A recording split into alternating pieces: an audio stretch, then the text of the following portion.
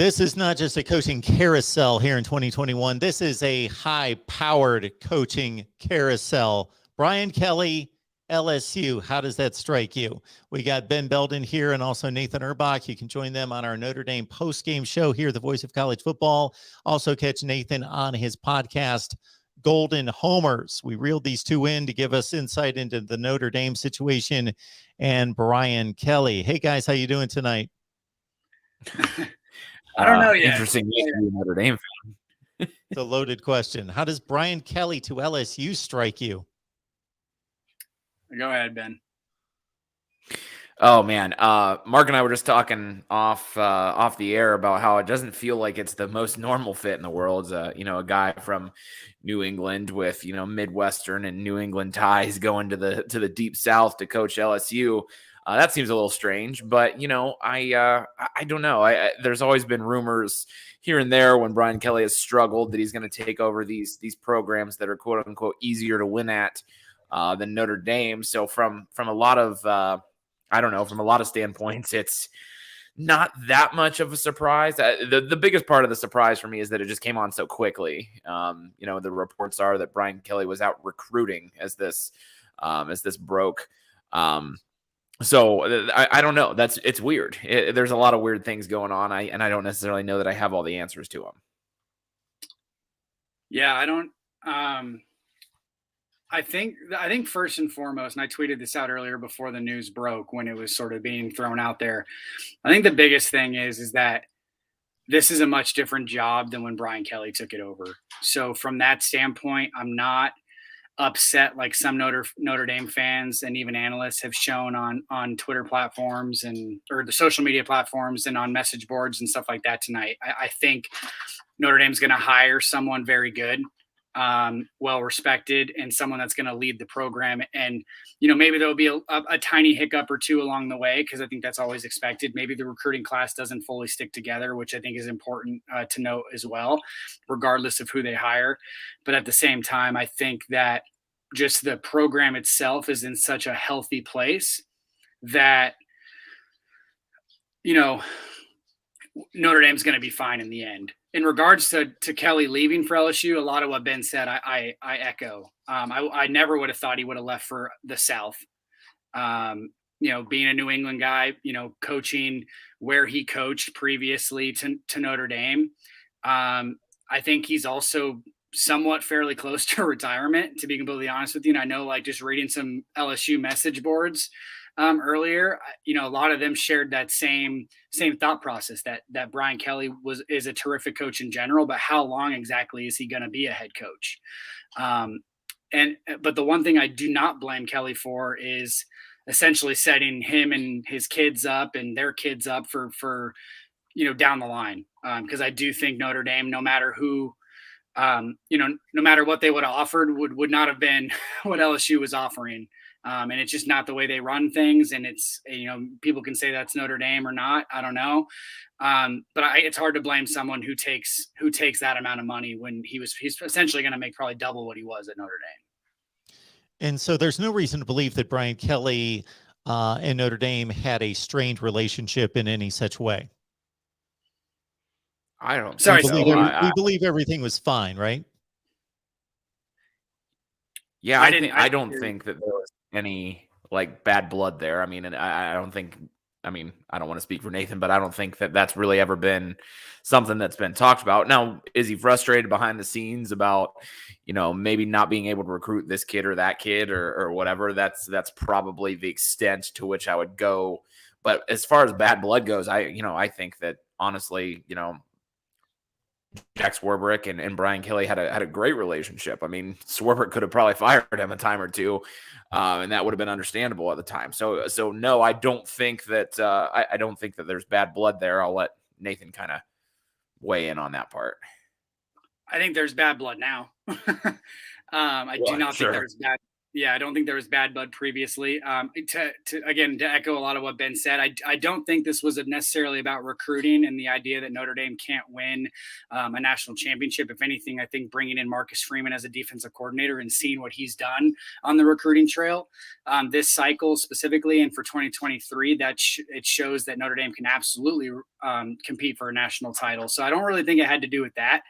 I think it had to do with money, B, resources, and C, the idea that, or sorry, C, and kind of piggybacking off of B, resources, not only in the sense that he can give money to his assistant coaches, which I think is a big selling point, but also facility upgrades and things like that. Notre Dame has done a pretty good job of upgrading their facilities over the last few seasons. I mean, I was just on Notre Dame's campus a few weeks ago. I mean, their facilities are, I don't want to say second to none, but they're up there. But the SEC is a different animal when it comes to that kind of stuff. And again, I know there's some comments rolling in that, what does LSU have that Notre Dame doesn't? I'm not convinced that Notre Dame can't get to that level per se, but the SEC has shown that they're more willing to provide resources for that to happen, and Notre Dame hasn't.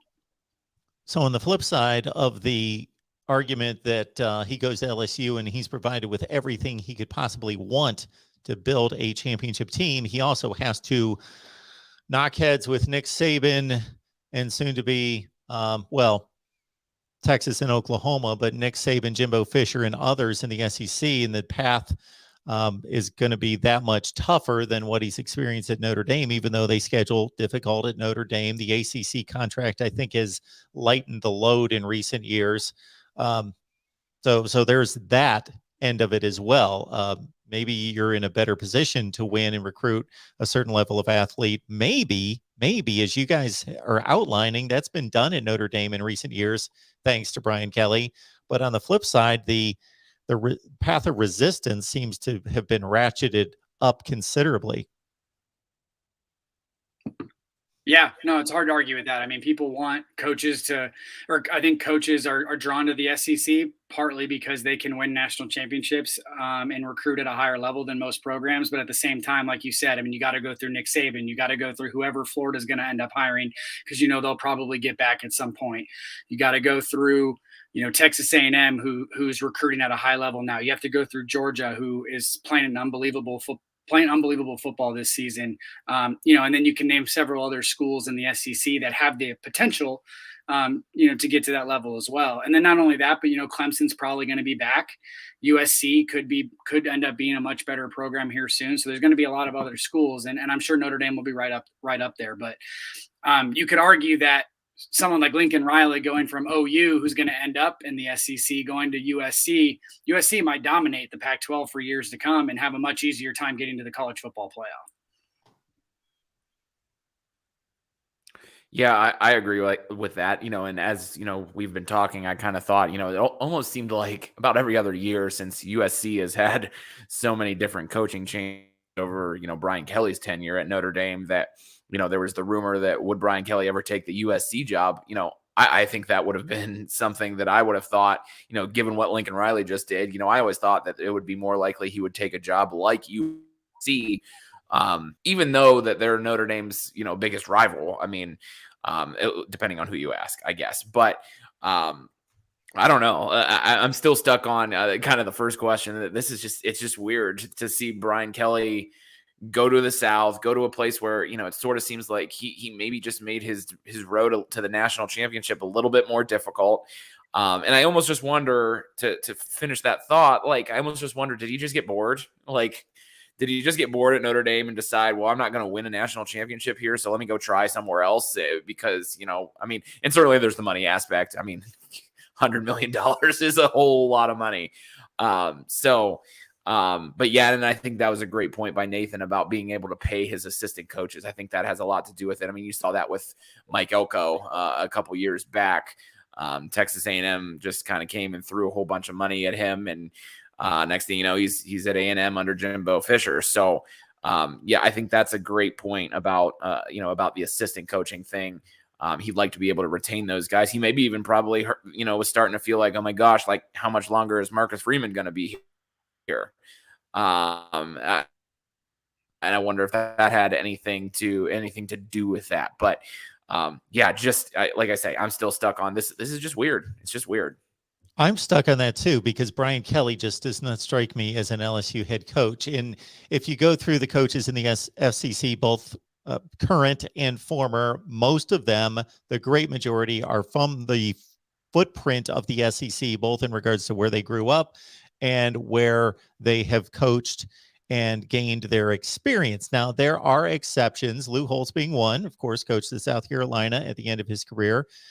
So we make that Notre Dame connection there. But yeah, Brian Kelly, just the whole vibe, the whole attitude, the whole approach, the way he talks, the way he just his mannerisms, everything just does not speak to me the next Les Miles Ed Ogeron. And maybe that's what they're going for. We've had enough of those knuckleheads run our program off the rails, off the field. Maybe we need somebody who's going to gain a little bit more respect with these athletes and with people off the field, as well as doing the right things to win championships on the field. Yeah, I kind of echoing a lot of those thoughts, Mark. I know I've said that word a lot here already, but that's really what surprised me about it. You know, Brian Kelly leaving or bolting for like a really, really good NFL head coaching job wouldn't have surprised me at some point. I will say I was starting to get to the point where I felt like it was going to be, you know, eventually Kelly just retires at Notre Dame. That's just how I had the feeling of that. You know, he's kind of always had this vibe of someone who doesn't want to coach into his 70s. And, you know, he's already 60 years old. So, I mean, is he going to be at LSU for 10 years? I doubt it. But just the idea that, you know, and then on top of that, like, it's not even necessarily that it doesn't strike me as an LSU coach. He doesn't strike me as someone who wants to deal with what the SEC brings. And that's not an insult to the SEC. It's a great style of football. It's the best football conference, you know, for all intent and purposes. But it's just like, that's not his vibe. And it doesn't mean that he won't be successful there. Like you said, I mean, maybe that's what LSU was looking for overall. But I just don't know. I mean, he's not. People aren't going to want to hear this because obviously I'm a Notre Dame fan, Notre Dame analyst. But like the throwing money at recruits, that's always seems to be rumored in the SEC, and just some of the boosters that are always wanting to have their ear and everything. It just seems like it's not very Kelly-like. You know, he's more of a CEO type of head coach, or at least that's what he's become since 2016. And I don't know if that's if he's going to like that at LSU, but we'll find out. Money talks too. So I think that's an important part to discuss here. Ben, you let us know how much time you have, because I'll certainly let you talk as much as you would like to before you got to head on out. So I got plenty of time, Mark. So in regards to the situation with Notre Dame, this also strikes me odd, and it's certainly not a probability that Notre Dame makes the college football playoff, but it's a possibility, and it's a stronger possibility than it's been for probably most of the season after the loss to Cincinnati. Can we in some way imagine Brian Kelly taking an LSU job, and we're going to get an announcement in 5 days on Sunday after the conference championship games who the final four are ticketed to the playoffs? And if that includes Notre Dame, Brian Kelly, no Brian Kelly. I don't know, Ben, what the decision would be made there. I mean, I think the precedent has been set that, you know, Brian Kelly, you know, when he was at Cincinnati, he was, you know, had his team in the Sugar Bowl and obviously didn't you know, coach in that game. I can't see that anybody at Notre Dame wants him to coach that game, the athletes included, to be honest. I mean, if you look down through the Twitter feed, at the very least, you know, nobody's necessarily saying like, man, I'm mad about this, but everybody's like, wow. Like, and you don't just weigh in, you know, if you're feeling really great about things, I guess. So no, I don't, regardless of what happens with Notre Dame, Brian Kelly has coached his last his last practice, his last game, however you want to look at it. Notre Dame, you know, I think everybody would feel pretty fine if, you know, Marcus Freeman or even Mike Elston, who's been at Notre Dame forever, you know, was the interim head coach for whatever Notre Dame has left this season. Yeah, no, especially with the way it ended. I mean, there's a bunch of reports coming out that this was totally blindsided by the staff. I mean, you have stuff coming out that there was a coach, one of Notre Dame's coaches, it wasn't named who, but he was inside of a recruit's home on an in-home visit, and then boom, he gets a text right when he leaves the house, and he had no idea. So, I mean, some of those reports are probably, you know, are fabricated to an extent, but I really don't think this was expected. One thing I will say though, I'm not as surprised about Kelly leaving as some are. I know we talked about this a little bit. I mean, it's more so the LSU thing. I mean, someone mentioned this in the comments, and I don't think that this is necessarily a part of it, but he did slip up and say that he wants Marcus Freeman to be the next Notre Dame head coach, just a couple months ago. There were a couple reports when he was first hired. I don't think it's actually the case, but there were a couple reports when he was first hired that one of the reasons he chose Notre Dame over LSU as the defensive coordinator was that Notre Dame was possibly going to promise him the head coaching job when Kelly left. So whether Kelly was giving Notre Dame hints or not that he might be leaving, might be retiring, it just wasn't too shocking. We've heard things over the last couple of years that it could be Kelly could be done at Notre Dame. And like I said, retiring was probably the likelihood that we thought it was, or the most likely case from our standpoint, and not, going to LSU or anybody else. But this seems to be adding up to where Notre Dame was blindsided, but at the same time wasn't 100% surprised, if that makes any sense. So here's a question for everybody in the chat. You can leave your answer if you can come up with any, because I know the history of college football pretty well, and Lincoln Riley leaving Oklahoma for USC is the first blue blood to blue blood job transition I can remember anywhere, and nobody respond with Nick Saban, Michigan State, LSU. Nobody respond with Brett Bielema, Arkansas, Wisconsin. Those are some of the other responses I got on some other live streams. Those do not count. They don't qualify. The closest I could come was Mark Richt from Georgia to Miami, and I'm talking consecutive seasons, because otherwise Nick Saban's move from LSU to Alabama was separated, of course, by an NFL job for 2 years. Urban Meyer, Florida, Ohio State, that was a year off, so not back-to-back years. So this is unprecedented what Lincoln Riley is doing, and then we can have a debate about LSU as a blue blood job. I think it's on the cusp. From a traditional standpoint, probably not. But this is just unprecedented. These coaches moving from power job to power job, elite position to elite position. And maybe I'm dating myself here, but I would have never thought years ago, not that many years ago, that a coach would leave Notre Dame for any college job, let alone LSU, would not be one of the 5 or 6 or 7 that would have been listed to be a departure spot.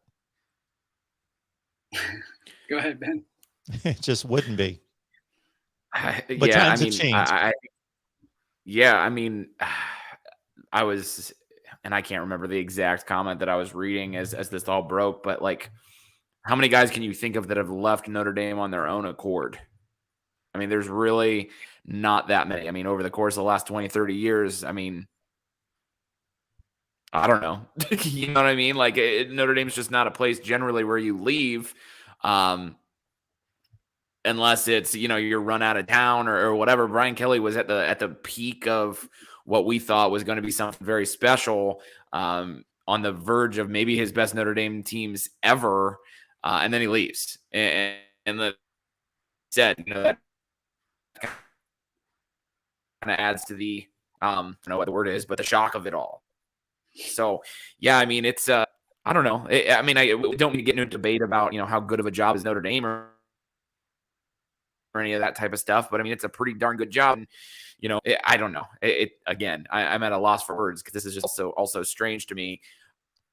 But, Notre Dame is Notre Dame at the end of the day. And, Nathan referenced this earlier that, they're going to bounce back in some way or another. And it's just going to be interesting to see how it is. So are Notre Dame fans more put off by our coaches leaving? That's a slap in the face. Are you kidding me that he would leave, as I just mentioned, for any other job in college football? Or we like Brian Kelly, whether that be as a person, probably not so much. And I hate to criticize Brian Kelly, but he hasn't necessarily been the most endearing individual on the college football scene, but more from a standpoint of he's a really good coach and we want to keep him. Is it more the latter or the former? Losing Kelly upsets Notre Dame fans because they want him to be their head coach, or they feel slighted that somebody would leave Notre Dame for another job, Nathan? I think it's more the latter. I think it has to. I mean, we can argue all we want if Notre Dame versus LSU is a better job. I mean, I think LSU has just as much reason to compete for national championships. They've shown that. They've done it in the last few years when they had everything work together for them. So I mean, the LSU probably recruits better than Notre Dame when they have the head coaching, like a Brian Kelly or whoever. With that said, it echoes a lot of what you guys said. I mean, Notre Dame doesn't lose coaches. Sometimes they lose out on coaches, like Urban Meyer. There was a lot of rumors when he was coming from Utah, he'd end up at Notre Dame. He ends up going to Florida instead, and then, ends up at Ohio State, and never ends up at Notre Dame, which most people thought he would. That has happened. They have lost coaches from that standpoint. What they don't do is when they bring a guy in and he's successful, like Brian Kelly was, like Lou Holtz was, and so on and so forth, going back to the start of college football.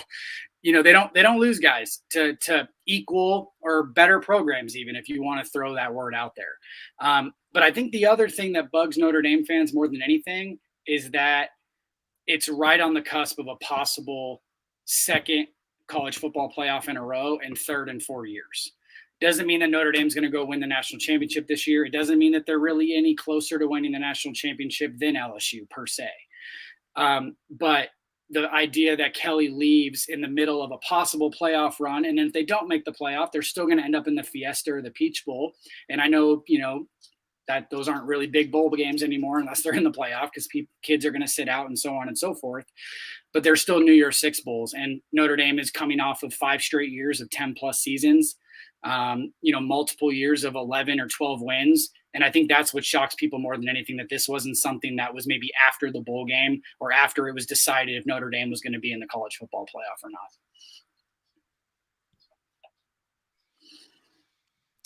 Got Ben Belden here. We got Nathan Erbach. Yeah, to add on to that, well. Go ahead, I think the fact that Brian Kelly. My apologies. There was a delay there, so I didn't know that you had started. Go ahead. Nope. We might have lost Ben. Might have lost Ben. Ben, join us again. Ben's frozen with that look of shock and awe on his face about Brian Kelly's decision to go to LSU. So that brings us to the next coach at Notre Dame, Nathan. You haven't had much time to digest all of this, but do any particular names come to mind that are reasonable requests? Yeah, I think the two that make the most sense, and probably I think it's actually what's going to end up happening, is either Luke Fickell at Cincinnati or Marcus Freeman, the current defensive coordinator at Notre Dame.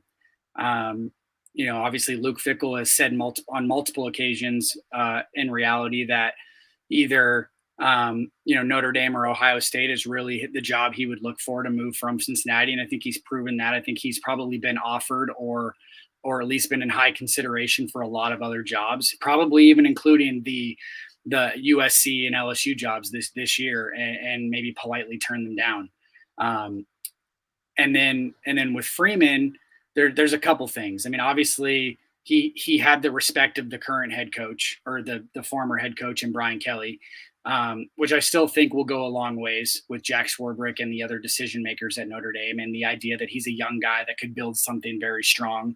And the idea, and also the fact that he's brought, kind of a fresh recruiting pitch to Notre Dame that other coaches didn't bring. And I think that that's going to resonate not only with recruits and families and stuff like that, but also in his coaching staff. I think if your head coach is a recruiting dog on the trail, the rest of your recruiting staff and your coaching staff will also be dogs on the trail. And that's one thing that Kelly was sort of, ridiculed for a little bit at Notre Dame, is that he didn't have that mentality to be a top-notch recruiter. And some of the staff that he's brought in, like Marcus Freeman and Mike Elston and Tommy Reese even, are more like that as recruiters. So I would be very surprised as of right now if it's not Marcus Freeman or Luke Fickell. And I actually am starting to lean towards Marcus Freeman. But before Ben kind of mentions a few names, since he didn't really hear what we were saying, just a few other names that wouldn't necessarily surprise me if they were in the mix. John Harbaugh at Baltimore, if that was ever a job that he thought about leaving and wanted to get into the coaching ranks, maybe face off against his brother. His daughter goes to Notre Dame, is on the lacrosse team. That's always been somewhat of a rumor. Bob Stoops, the same thing, if he doesn't end up somehow taking the OU job, which I don't think he's going to get anyway. I don't think Matt Campbell, to be honest with you, is really a serious candidate. I think they like Luke Fickell and would probably hire Marcus Freeman more, so I wouldn't really put his name in the ring. And I'm sure there's going to be some other names that pop up. I know that Braum at Purdue has always been someone that people have mentioned for the Notre Dame gig. I think he would do really well there as an offensive quarterback guru, and I think he is another guy that's really strong on the recruiting trail. I just don't know if you can sell that right now with how, he's won some big games at Purdue, but he's been there for 4 years now or so, and what have they really done outside of going like 6-6, 7-5 or worse?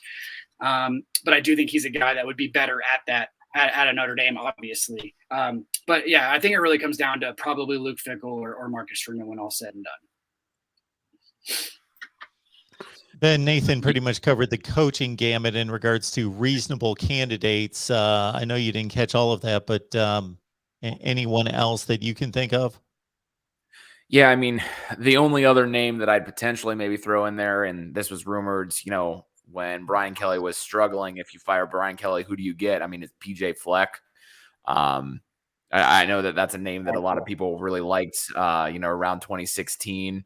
Kind of the same thing that Nathan said about Braum, though. I mean, really, what has he, besides being an exciting guy and a probably a fun guy to play for, what really has he done in terms of accolades? I mean, Minnesota's been good, okay, but is the splash hire that you want at Notre Dame? I don't necessarily think so. So I think there's that, and then there's I threw this out on Twitter just in jest mostly, but Lane Kiffin. I mean, I don't know. Doesn't really, from a personality standpoint, doesn't necessarily fit Notre Dame. I don't think. Everybody wants to talk about Urban Meyer. That, Brian Kelly left for LSU. Exactly. That would strike me the same exact way. Exactly. Yes. Another name that Urban Meyer is Matt Rule with the Panthers. When he was at Temple and even at Baylor, there was always rumors of him going to Notre Dame, possibly if that job opened up. And I wouldn't be surprised if he felt like Notre Dame was a better job than the Carolina Panthers overall. So that'd be another name I'd look out for if Fleck somehow turned them down and Notre Dame didn't want to hire a coordinator.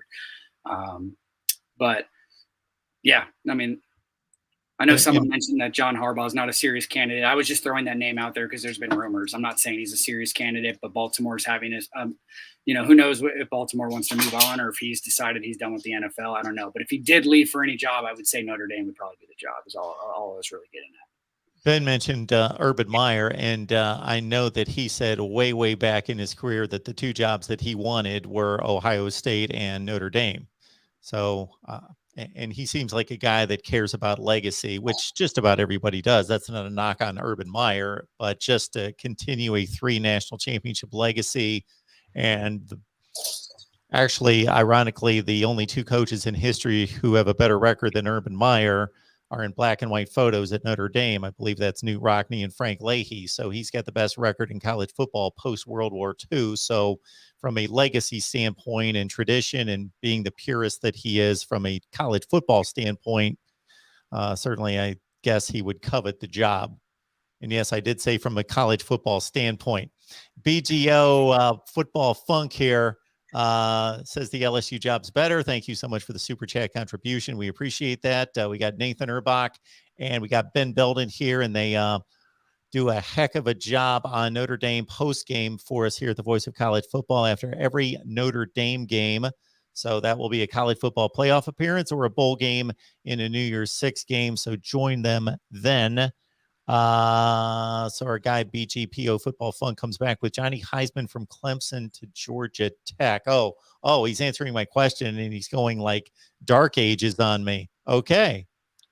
Yes, Georgia Tech has a elite program circa 1920. Got it. All right. Okay. I mean, your point's very valid. It's very rare to see a coach go from a blue blood to a blue blood. And I'm okay with calling LSU a blue blood in the sense that I think it's a top 10 job. Yeah. Just like Notre Dame is. So that is rare. Same with Lincoln Riley to USC. You rarely see that. And the fact that you saw it in 2 days or consecutive days, ironically, both affecting Notre Dame to an extent is crazy to me. Dave, thank you so much for the super chat contribution. Appreciate that so much. The Notre Dame fan in me is happy that Brian Kelly is leaving as a coach. He was great. I couldn't stand him as a person. The Minnesota fan in me is hoping it's not PJ. So, yeah, I believe that's a Minnesota Dave who calls us from time to time, and he is the very frequent, you hear this all over the place, the dual Minnesota Notre Dame football fan. However that occurred, he's told me, but I don't remember. All right. Let's see. I think that's pretty much wrapped it up from the super chat standpoint. We appreciate that so much. Man, I had about 18 other questions in my head, but I've lost track of them at this point. I will say about PJ. Yeah, go to it. I'm kind of with Ben on that one. Yeah, I've never really seen it with Fleck. I mean, I think early on there was some smoke there with Minnesota. I think he's kind of an interesting cat for a lot, for all intent and purposes. But I don't want to say anything's impossible these days. I mean, I think we've seen that within the last couple of days. Like I mentioned, that it's just you never know. But Fleck to me doesn't seem even like a Notre Dame guy. I think he would rub people in that organization the wrong way a little bit, or in that university the wrong way. So I would find it hard, like in an interview. Like let's just say they interviewed him tomorrow. I think he would. I don't think Jack Swarbrick. I think it would just be a weird dynamic. And so someone like him, like whether or not he would be successful there, I think is besides the point. I just don't think he would ever have the opportunity. He may bring the boat prop with him in the office with the oars, actually bring it all with him as kind of a symbolism there. See, I'm a PJ Fleck guy. I'm a fan of PJ Fleck, but I totally get if he turns other people off. It's one of those things where you really can't put your finger on it. Some people are like that, and you like them, they kind of click, and other guys they're pretty much the same guy, but for some reason they rub you the wrong way. And it's really not explained. And of course, I've never met the man. I'm just going off documentaries and hearing all the interviews and news conferences and the aura around him. And it seems to be pretty genuine, actually, even though it doesn't seem that way at first glance. We are busting our tails to get as much college football coverage to you. We're all over the Lincoln Riley thing. So check out all our videos and live streams there. Darn you, Brian Kelly. While I got this news and heard from Nathan and Ben, I was posting a video on Billy Napier going to Florida. So you'll have to wait on that, but that's coming out very soon as well here in the next couple hours. There's some interesting comments rolling in that are funny. So I'm laughing at some of those. Well, if you've got a good one, throw it our way. One guy said that Notre Dame's a top 3 independent job. That it's true. Can't argue it. I saw that Brian Kelly's an average coach. Not true. No, we should just hit some true or false with some of these. The curve is the curve on that must be skewed to kind of one end of the spectrum. Yes, if he's a top 10 coach, but he's average, if that makes any sense, which it of course doesn't. Ben, I have a question for you. I know you mentioned who you thought were realistic hires, and I don't think you heard my like who I want. Maybe I didn't even really mention for sure who I wanted, but is there a guy that you would specifically prefer over the others that seem realistic at this point? Well, I think my initial, and I actually had a buddy who's a USC fan who texted me, I got the notifications kind of like simultaneously on my phone that, one from Bleacher Report or whatever, that Brian Kelly was leaving. And then a text from him that said, Luke Fickell is your next head coach.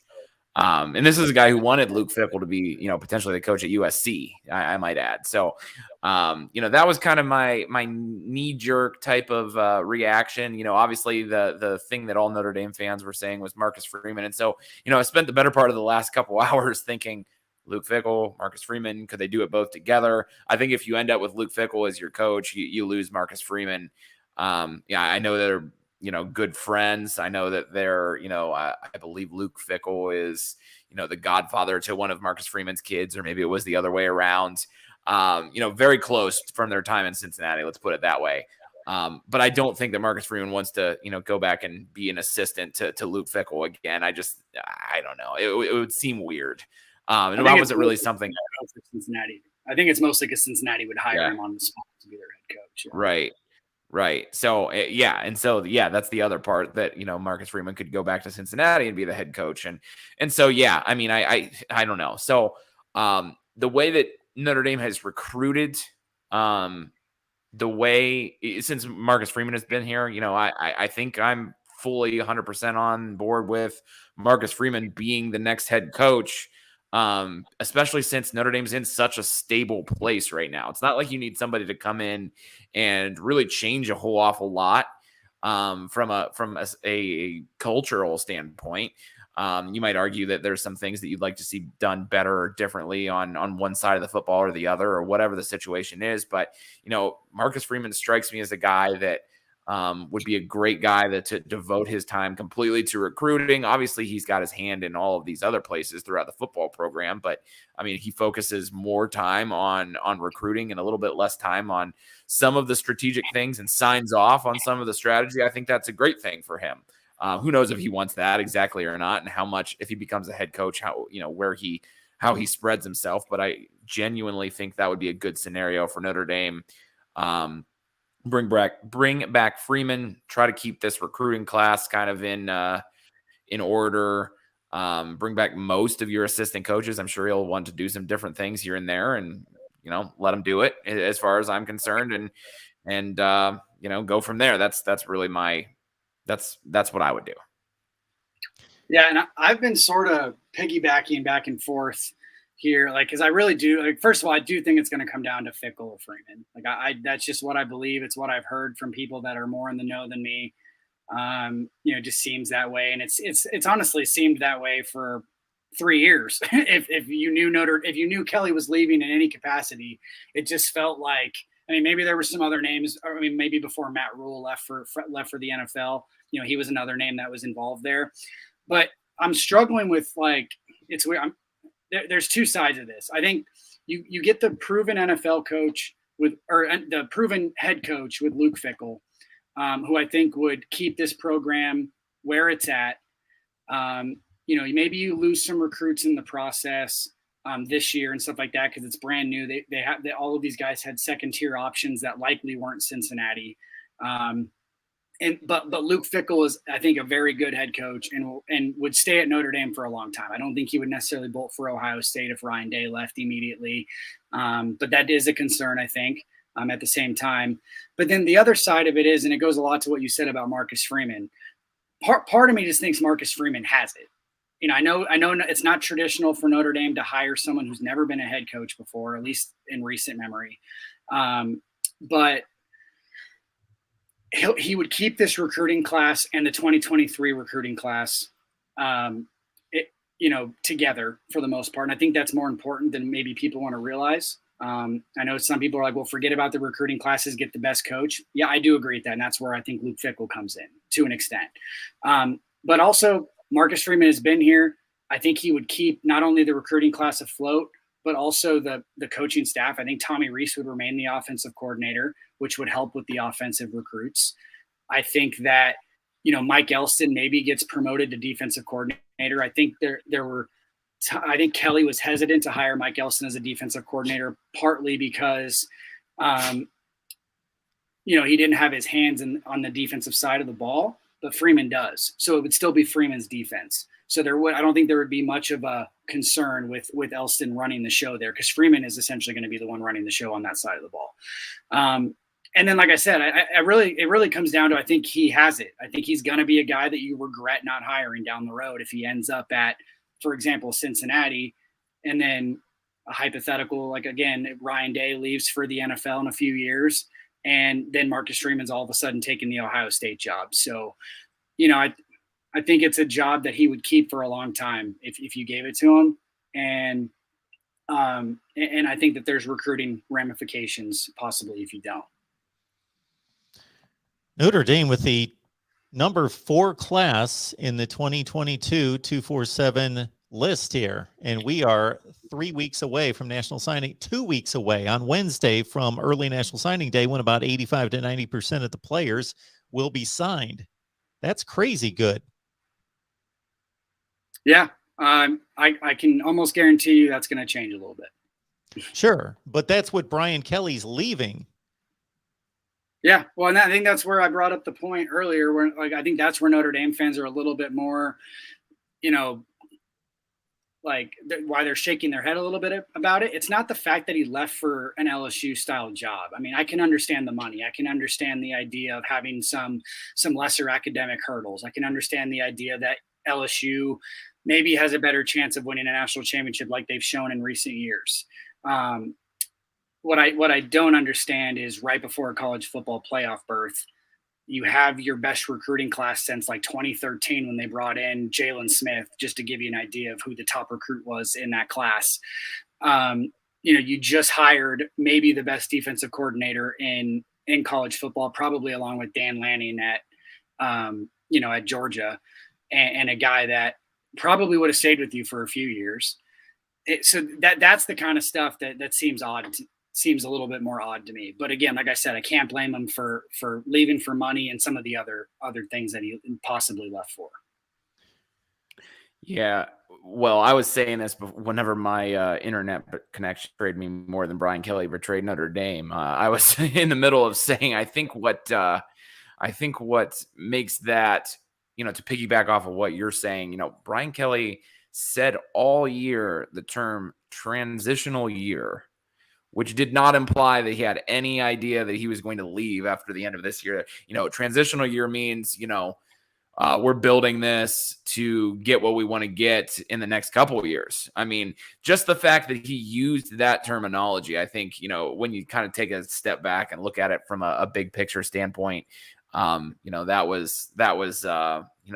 what makes it hurt, because, you were starting to fantasize about what Notre Dame could look like when they bring in a guy like, and now I'm going to talk recruiting a little bit, like a CJ Williams, who I can't say is going to stay at Notre Dame now, because, Lincoln Riley just went to USC, who's in CJ Williams's backyard, and now Notre Dame lost their coach. I mean, it's going to be hard for Notre Dame to keep some of those guys, and that's the part about losing Brian Kelly that hurts the most to me. I don't know. I don't know. And so, Nathan was kind of mentioning, that, and I wholeheartedly agree, keep Marcus Freeman. You got a chance maybe to talk one of those guys into staying at Notre Dame, because, Marcus Freeman did really well recruiting on the defensive side of the ball. I think it's pretty well understood that he's branched out a little bit. I mean, I know he's the defensive coordinator, but as he's had his hand in the recruiting of some of the other players as well, maybe that aren't even necessarily defensive guys. Keep that class together as best you can. And I don't necessarily think that you're looking at a Notre Dame class that is going to take a big, huge hit talent. I think they can survive it at the very least. So I don't know. I mean, man, it's on one hand, I'm hopeful for the next step of Notre Dame football, because maybe this will end up being a blessing in disguise. I mean, I'm not a Brian Kelly hater by any means, but maybe just new blood or new ideas, or ideas that get elevated, or however you want to put it. Maybe that's good for the program, but it does hurt in a lot of ways. So I'm definitely in a very bittersweet type of a feeling right now. And I know there's some people that are saying that Kelly won't be able to handle the LSU fans. I don't think they've been on some Notre Dame message boards, because Notre Dame message boards can get pretty hectic at times. Different type of insult. I was searching all over the place for Brian Kelly's salary. So since he was coaching at a private school, does anyone have a good handle on what he was making? What was the announcement for his LSU? Just it was like 7 years, 100 million, right, or something like that. 10 years. 10 years, 100 million. Okay, so only 10 million, which I think most people thought he was going to end up getting more, possibly. I can tell you with pretty good accord that Brian Kelly was probably around 5 or 6 at Notre Dame. Really? Yeah, there were the way that they use their money for head coaches. it doesn't always show. So like while his salary probably showed, like, I think someone told me today his salary showed like somewhere around like 2.75 million. There were other ways from like foundations and stuff like that he was making more than that, and probably double what it shows on his resume or whatever. But I was a bit surprised because I thought that was a bit low. There are maybe 5 to 10 coaches that were in that at least 7 to 7.5 million range, and most of them had not accomplished what Brian Kelly has. Yeah, and I would say I'm saying it's at least 5 or 6. I wouldn't be surprised if it was 7 or 8 because of it. But there are people out there that think he's only making $3 million, which is not correct. And I should preface that by saying $3 million is a lot of money, so we probably shouldn't complain too much about that overall. Well, Notre Dame, they released their financials, and what is it, like 3 years in arrears, where you kind of get an idea of, you know, what coaches like Brian Kelly are making. So like 3 or 4 years ago, I think it was, you know, around that 2.75, and he's probably gotten, you know, a raise or two. And Under Armour certainly pays him quite a bit to, you know, wear their apparel and that type of stuff. They find other ways, like Nathan was saying, to compensate, even though it's not Notre Dame necessarily paying the coach. So who knows? I mean, I feel like there's a very wide range of what he could have been making, and no one knows for absolutely sure. 500 plus on the line. We appreciate you being here, the voice of college football. We got Nathan Erbach. We got Ben Belden. They team up for Notre Dame post game. That would be post game here at the voice of college football. And certainly you can catch Nathan as well on his podcast, Golden Homers. And Nathan hit on this, but we read all the super chats. So Belton Mike basically saying Brian Kelly, tends to get upset easily when challenged or questioned. Wait until LSU fans start jumping his ass. I think he's prepared for it. And he's also, I will say, he's also the Brian Kelly of like 2011, 2012, you know, whatever, is still out there, I think, fresh in other fans' eyes. But if you watch him on the sidelines at Notre Dame from like 2017 to now, he's very much changed his persona. He's a well-liked guy in the media room. His players love him one-on-one, which I don't think that was always necessarily the case early on. I do think he maybe had some bad blood with his players, you know, maybe in the Cincinnati days even, but he can get away with it at that kind of program when you're winning. But he learned, you know, maybe too slow at Notre Dame, but he eventually learned at Notre Dame that some of that stuff doesn't fly when you land, you know, more elite recruits and more elite players and stuff like that. And, you know, I think he's changed his overall coaching and persona, I think, quite a bit overall for the better. Matthew Miller says, and thank you so much, Matthew, for the super chat. This week has answered the rankings of jobs in college football. The 5 best are Bama, Ohio State, USC, LSU, and Texas. People go there and they don't leave unless it's for the NFL. Or get fired. In Texas's case. Absolutely. Wow. So Brian Kelly to LSU, that one blindsided everyone. In this day and age of information flow and the ability to hack into just about anything and know where people are and track people and all that, it's amazing to me that nobody really picked up on this. Who knows how long they've been in talks and negotiations, and the same thing with Lincoln Riley to USC. You know, it's funny. Just like Kelly, I thought Lincoln Riley would end up being an NFL coach one day if he left. You know, it feels like Bob Stoops handed him the keys to the kingdom almost. And, you know, you can argue whether or not he had been the success that people thought he would be. I mean, somewhat like Notre Dame, you know, OU is lost in the college football playoff a decent amount of times. And he didn't get over that hurdle. So maybe he felt that USC, kind of similar to LSU, could offer him a little bit more, financially and B, you know, resource wise and possibly a better chance of winning a national championship. So, but again, I didn't think that Kelly or Riley would leave their respective programs unless it was for the NFL that's pretty much it. Just the NFL for the most part. All right, Brian Kelly to LSU one day following the news of Lincoln Riley leaving Oklahoma to go to USC. And then, of course, the Notre Dame job will have to be filled, and then that job will have to be filled, and the dominoes will continue to fall around college football on this coaching carousel that is unlike anything we've seen in recent years. Nathan Erbach, Golden Homers, catch his podcast right there. And also Ben Belden joins us on a regular basis to talk Notre Dame football. Guys, I'm going to reel you back in to talk about the Notre Dame replacement for Kelly, to talk about the bowl game when it's selected, and or a college football playoff. And of course, National Signing Day is just 2 weeks away, to get your take on what is a number 4 recruiting class right now that hopefully won't implode between now and December 15th. So guys, I appreciate it. And if you have any other parting shots, certainly the floor is yours.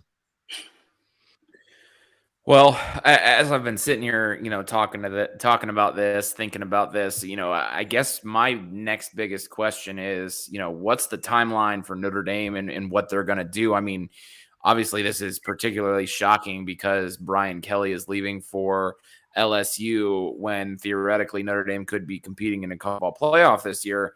Well, I mean, we're just talking about Notre Dame picking their replacement, and, Luke Fickell's at the top of a lot of short lists. I mean, I can't necessarily see Luke Fickell leaving before Cincinnati gets a chance at the college football playoff. I mean, they also have a conference championship game to play as well. So it'll be interesting to see what Notre Dame does. I guess, if Notre Dame's going to fill this quick, it's going to be an elevation of Marcus Freeman. If it seems to be, drug out at any point, you got to think, well, it's because they're starting to talk to guys like, Luke Fickell, or, there's only a few coaches that honestly, I think that if it gets drawn out that they would be considering. I mean, certainly, is Minnesota Bowl eligible, just to use an example. I mean, I don't think that PJ Fleck would care much about staying around for Minnesota's bowl game if it was somebody like that. Just to throw a name out there, that's not who I think it's going to be. But, so I don't know. It'll be interesting. Like I say, the timeline, I think, will sort of start to tip Notre Dame's hand just a little bit. How weird would that be if, Notre Dame's hiring Luke Fickell next week and then he's no longer coaching and both of those teams are in the college football playoff? I don't know. I mean, again, not what I expect to happen, but if there's anything we've learned today, it's never say never. And who knows what craziness will ensue now. Yeah, no, absolutely. That's just a parting word. I mean, I think if Freeman's the guy, it's probably going to be announced sooner rather than later, just to ensure that the recruiting class specifically and stuff can be held intact. Wouldn't be surprised if it's like someone like Fickell, though, that it's at least announced after the college football playoff is announced, not necessarily prior to or after the game, but certainly after the playoff. All the championship games and stuff like that are done and stuff, mostly because they need to interview and so on and so forth. But yeah, no, Mark, thanks for having us on as always, and looking forward to talking to you further once a coach is announced and the recruiting class is a little bit more more sealed up.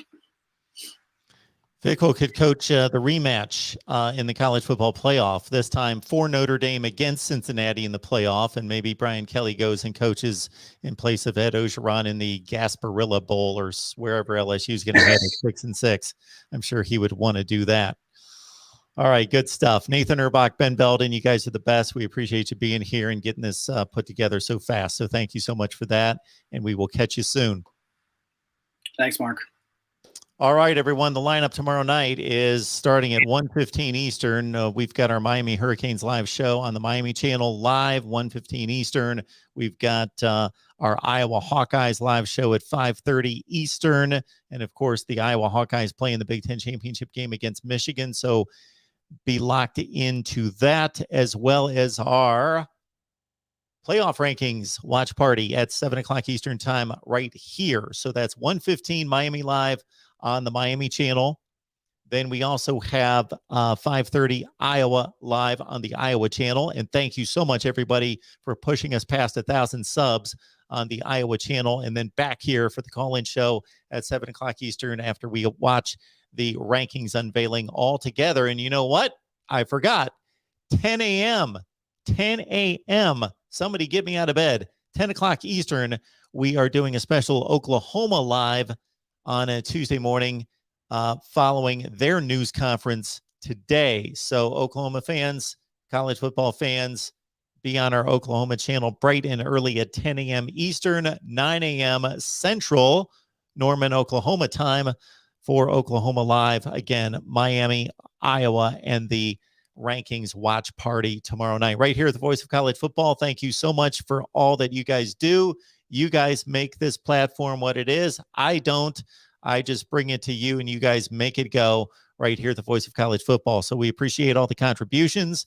Venmo, PayPal, and Cash App if you want to circumvent and get past YouTube. Again, Venmo, PayPal, and Cash App.